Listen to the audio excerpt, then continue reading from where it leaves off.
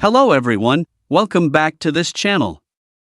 In this video, I will show you the easy and clear steps on how to change username on BeReal application. So how to change username on BeReal application? Make sure you keep watching this video until the end.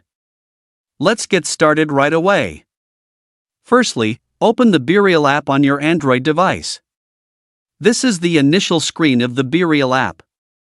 Next, tap the settings icon at the top right. And appears like this. Tap the profile icon. And tap username. Here you can change your username. So that's it, tutorial how to change username on BeReal app.